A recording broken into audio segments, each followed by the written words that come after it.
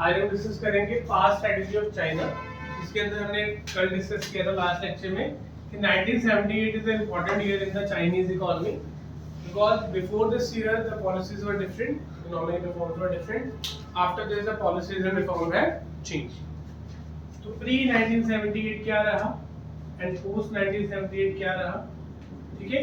Before 1978 दो movements आई, number one was great leap forward, ठीक है, इसको थोड़ा सा डिस्कस कर लेते हैं, ठीक है।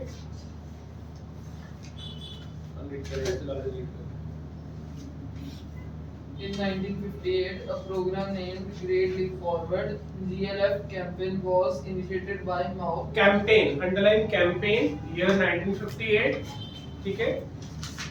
Was initiated by Mao to modernize China's economy. Underline modernise Chinese economy, कहां से पढ़ रहे थे? Great Leap Forward.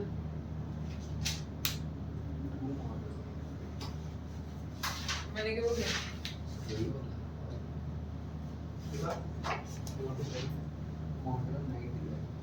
Modernize है. मॉडर्नाइज ही होगा बेटा। चलो आगे, चलो आगे बेटा। The aim was to transform agrarian economy into modern economy. देखो, चाइनीज इकोनॉमी एग्रेरियन इकोनॉमी थी। एग्रेरियन इकोनॉमी का मतलब Agriculture based. एग्रीकल्चर बेस्ड थी। उसको शिफ्ट करने की कोशिश की कि उनके लीडर ने कि इसको मॉडर्न इकोनॉमी में कन्वर्ट किया जाए, ठीक है। आगे Through बढ़ो। industrialization.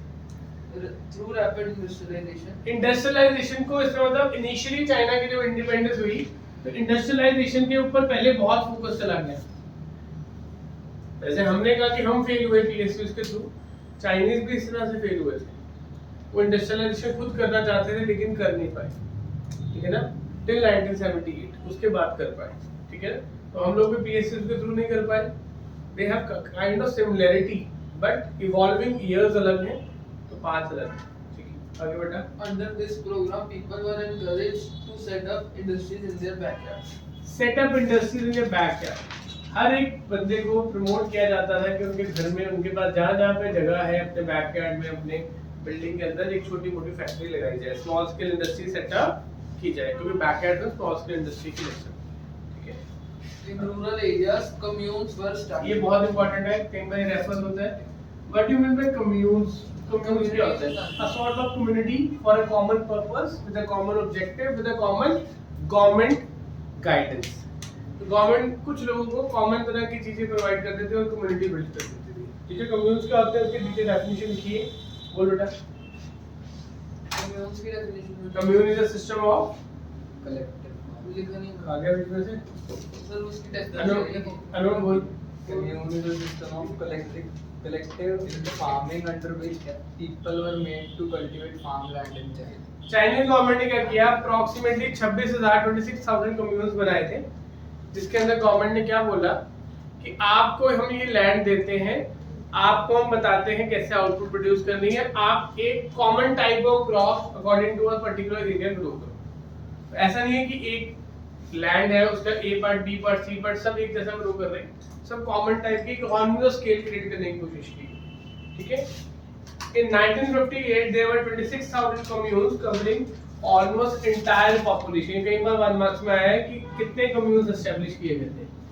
1958 में 26,000 कम्यून्स बना दिए गए थे, कम्युनिटीज को आइडेंटिफाई कर लिया गया था, एरियाज को एलोकेशन के लिए दे दिया गया था, ठीक है। GLP campaign met with many problems. A severe drought caused a havoc in China, killing almost 30 million people. अब बेटा यहाँ पे प्रॉब्लम क्या हुई कि कम्यून्स की जो फॉर्मुलेशन का सेटअप, उनका स्ट्रक्चर और वर्क करना, ये डिपेंडेंट था, किसके ऊपर डिपेंडेंट था? From the foreign help from basically USSR था, ठीक है, not Russia. USSR, all of you know what is USSR? Not Russia और फ्रांस।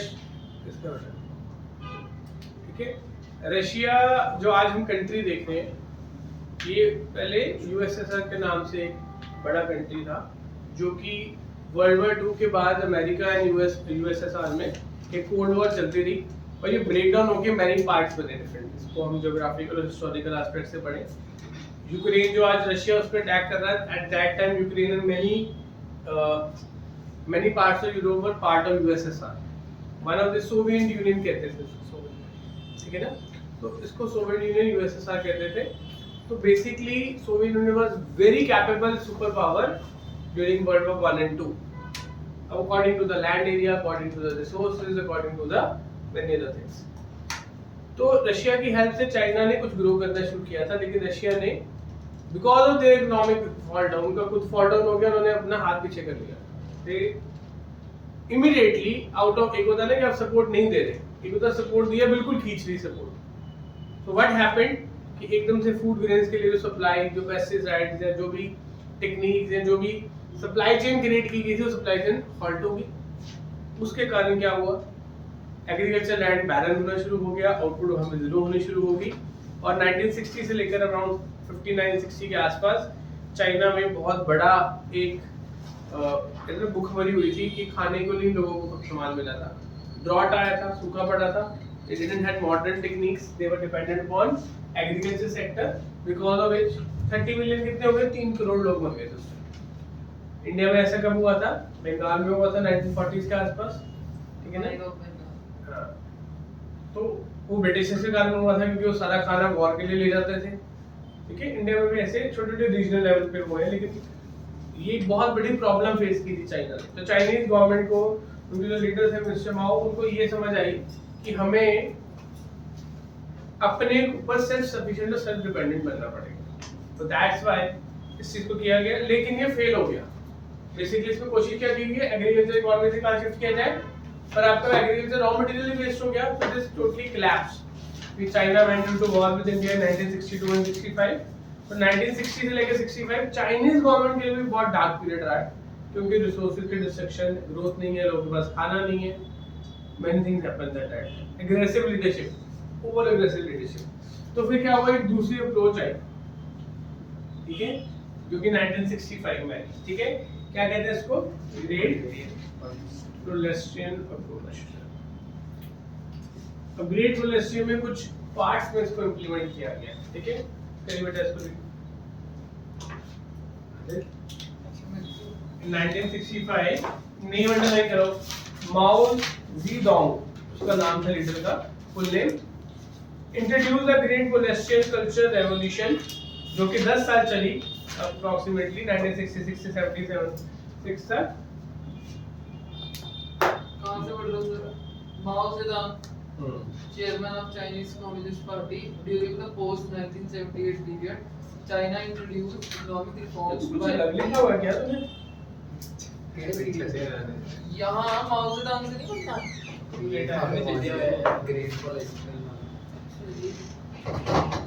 चलो जल्दी सर मैं अगले डॉक्यूमेंट बोलने लग गया। चलो पढ़ो बेटा,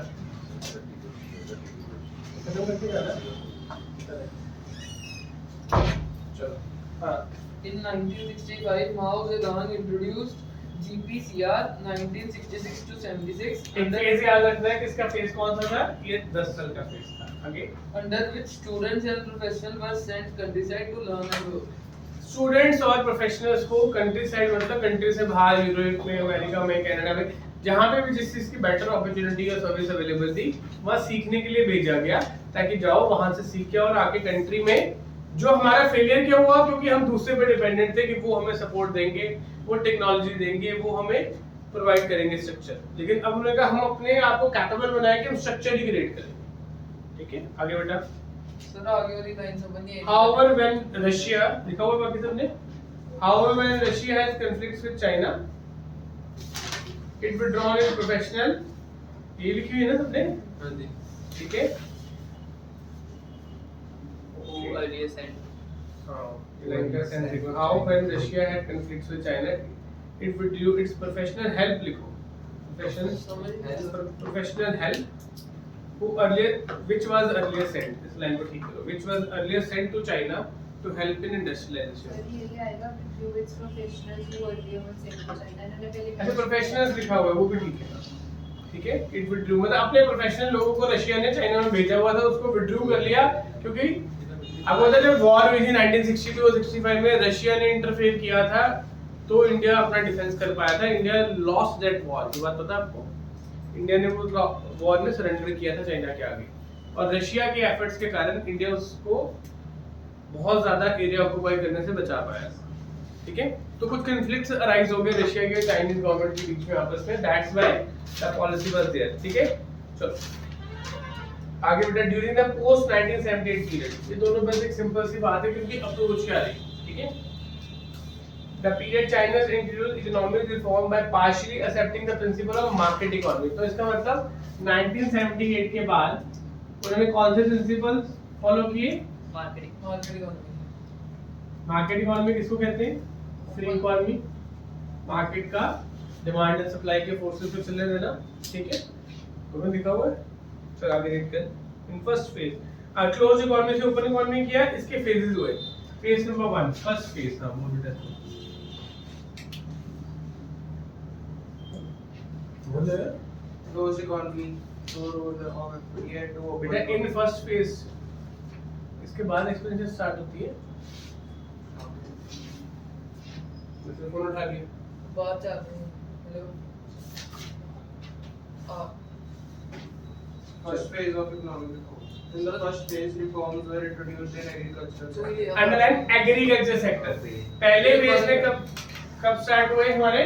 एग्रीकल्चर सेक्टर में, यानी सबसे पहले उन्होंने अपने रिफॉर्म्स किसमें करने शुरू किए? एग्रीकल्चर सेक्टर को बेटर बनाया जाए, एग्रीकल्चर सेक्टर को सपोर्ट दी जाए, एग्रीकल्चर सेक्टर की आउटपुट कैसे इंक्रीज की जाए, इन सब चीजों पे फोकस किया। ठीक है, आगे बेटा। Agriculture sector, foreign trade and investments. तो इसका मतलब एग्रीकल्चर के साथ साथ ये पॉइंट्स क्यों लिख रहा हूँ, कब कहाँ पे क्या हुआ? फॉरेन ट्रेड, अंडरलाइन कर लो आप लोग। और तीसरा इन्वेस्टमेंट्स। किस फेज में किस चीज के ऊपर फोकस था, यही याद रखना पड़ेगा। थोड़ा हिस्टोरिकल डाटा है, इसमें कुछ समझने वाला नहीं है। कब किसने क्या किया, हिस्ट्री एक तरह से। आगे These reforms led to withdrawal of communal system. तो कम्युनिस्ट सिस्टम यहाँ पे बना था हमारा ग्रेट लीप फॉरवर्ड में। तो दूसरे बात, हमने जीएलपी जीएलएफ को क्या कर दिया? विड्रॉ कर दिया। आगे बेटा। In agriculture, communal lands were divided into small plots. अब जो कम्यून लैंड था, कम्यून था कि बड़ी कम्युनिटी एक जैसा काम करेगी। अब उस कम्यून लैंड को क्या किया गया? छोटे छोटे पीसेस में करके लोगों को बांटा गया, यानी कि हर पर्सन को एक एरिया अंडर कल्टीवेशन देके उसकी अकाउंटेबिलिटी डेवलप की गई। ये इतना एरिया तुम्हारे पास है, तुम इसके रिस्पांसिबल। कम्युनिटी में क्या होता था, जैसे कोऑपरेटिव सोसाइटी होती है। अब अमूल जैसी कोऑपरेटिव सोसाइटी चल गई, पर सब कोऑपरेटिव सोसाइटी तो ना चल पाती है, क्योंकि उनकी कवरेज बहुत बड़ी हो जाती है, नंबर ऑफ मेंबर्स बहुत ज्यादा हो जाते हैं, तो रिसोर्सेज से एफिशिएंसी डिराइव करने के लिए कोई अकाउंटेबिलिटी नहीं रह पाती। तो बेसिकली कम्यून बनाया गया था कि ज्यादा इकोनॉमिक ऑफ स्केल प्रोड्यूस की जाए, लेकिन वो नहीं निकल पाई। इसलिए उन्होंने क्या किया, उन्होंने उस लैंड को डिवाइड करके लोगों को देना शुरू कर दिया। चाइनीज गवर्नमेंट ने मतलब अपनी कॉमन पब्लिक को दिया कि आप लोगों के पास ये लैंड है, हम एज अ गवर्नमेंट अपने बिहाफ पे आपको यूज करने के लिए देते हैं, आप इस पे काम करो, आपको हम सेटल करने में काम हेल्प करेंगे, आपको एग्रीकल्चर के लिए लैंड देंगे, आपको इन्वेस्टमेंट्स करेंगे। फॉरेन इन्वेस्टमेंट्स को हमने प्रमोट करवा दिया, अपनी इकोनॉमी को उन्होंने ओपन कर लिया। ठीक है, in agriculture communal lands were divided into small plots which allocated only for use not as ownership. तो यानी चाइनीज गवर्नमेंट ने कहा ये लैंड आपको मिला है, आप इसको यूज करके कमाओ पैसे, तो लैंड आपका वो ओनरशिप नहीं दी, सिर्फ यूज करने के लिए। ठीक है, to individual household they were allowed to keep all income from the land after paying stipulated taxes। तो उस आप मतलब लैंड फ्री में दे दी, क्योंकि पहले भी आउटपुट नहीं होती, उसमें से जो भी अर्न करोगे उसमें से एक सर्टेन परसेंटेज ऑफ टैक्स देना है। तो ये लैंड की कॉस्ट जीरो कर दी एक तरह से, टेम्परेरी लैंड की रेंटल कॉस्ट क्या कर दी, जीरो कर दी। ठीक है, then came the second phase. चलते हैं रीड कर इसको। In the second phase, reforms were initiated in the industrial sector. These reforms included the following changes in the इसमें ज्यादा फोकस किसके ऊपर था, एग्रीकल्चर में। इसमें ज्यादा फोकस किसके ऊपर आया, इंडस्ट्रीज पे आया। आगे private sector firms and township township, private sector forms बनाएगी। और टाउनशिप मतलब जैसे टाउन प्लानर सुना बेटा कभी आपने, क्या होता है क्या सुना? Town planner? जो लोग आर्किटेक्ट करते हैं ना, गवर्नमेंट की ऑफिशियल जॉब होती है, हमारे इंडिया में भी है। हम सिटी और एक टाउन प्लान करते हैं, तो टाउनशिप प्लान की गई जिनको कुछ पावर्स दी गई कि आप अपने एरिया में क्या क्या एरिया की, जैसे डिस्ट्रिक्ट्स होती हैं, हम यहाँ पे डिस्ट्रिक्ट्स कहते हैं, बाहर के कंट्रीज में टाउन्स कहते हैं, तो उसको टाउनशिप कहा जाता है। बेसिकली एक एरिया के लिए एक पर्टिकुलर एडमिनिस्ट्रेटिव एरिया बनाना, जैसे का डीसी अलग होगा, दूसरी डिस्ट्रिक्ट अलग होगा, ऐसे होगा ना, तो उसे टाउनशिप बनाएगी। एक टाउनशिप बनाने से क्या होगा, एक स्ट्रक्चर क्रिएट हुआ इकोनॉमी में। चाइना कितना बड़ा है साइज में, ठीक है ना, आगे। And village enterprises are allowed to produce goods. The state-owned enterprises also SOE state own enterprises क्या होंगी? जो हमारे इंडिया में PSU होता है उनका वहां पे नाम क्या है? SOE। SOE की full form state own enterprises. जो हम इंडिया में जिनको हम PSUs कहते हैं वहां पे क्या कहेंगे हम? State own enterprises. इसको रिपीट कर। were exposed to competition from private तो sector. एकदम से गवर्नमेंट के अंदर काम करने वाले लोगों को प्राइवेट लोगों के आने के कारण क्या मिल गया? कंपटीशन मिल गया। तो प्राइवेटाइजेशन की एक तरह से, simple as that. Second phase क्या किया गया हमने? प्राइवेटाइजेशन की गई। चलो आगे third point. Dual pricing in reform process. The reforms process also involved dual pricing. This means fixing price in two ways. First, farmers and industrial units were required to buy and sell fixed quantities of inputs underline and fixed outputs. Quantity of input and output.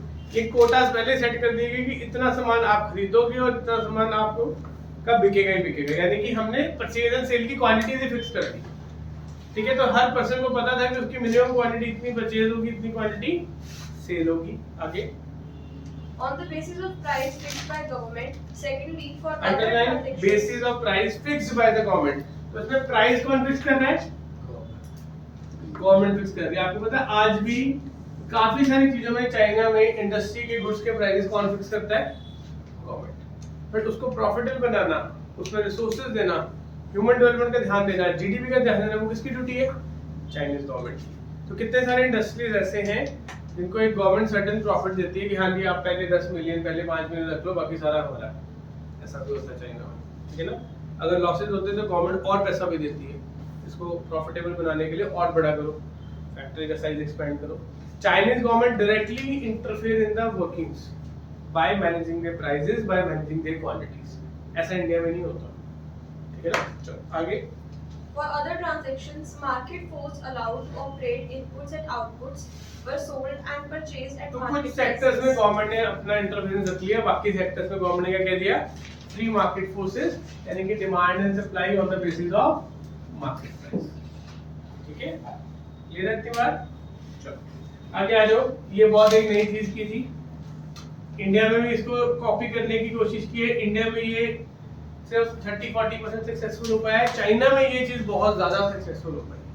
80-90% China में जो इतना ज्यादा industry, इतना ज्यादा high quantity, इतना ज्यादा economic scale हुआ है, इसके कारण हो पाया। ठीक है, क्या कहते हैं इसको? Special economic zone. ठीक है, चल रीड कर इसको। In order to attract foreign investors, special economic zones were set up.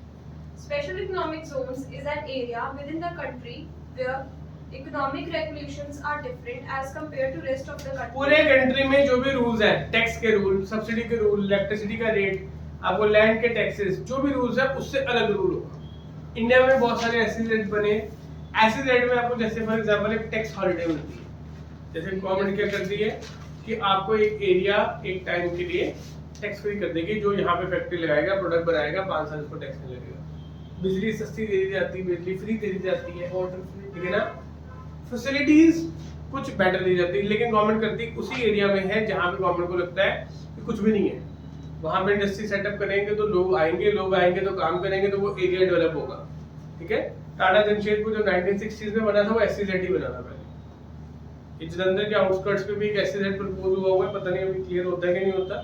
That is for the basically hand tools and sports industry. ठीक है, कपूरथला के आउटर पे जाओ, वहाँ 3-4 SEZs हैं। कुछ एरिया 5-10-20 किलोमीटर का गवर्नमेंट डिक्लेयर करती है। तो जिन्होंने वहाँ फैक्ट्री लगाई हुई है, मैंने खुद विजिट किया है, वो SEZs हैं। उनको इलेक्ट्रिसिटी 24 आवर्स मिलती है। ठीक है, उनको वाटर की सप्लाई फ्री मिलती है। ठीक है ना, ठीक है, और उसके अलावा उनको गवर्नमेंट से और सब्सिडीज भी मिलती है। 15 साल टैक्स नहीं लगना, सबसे बड़ी बात।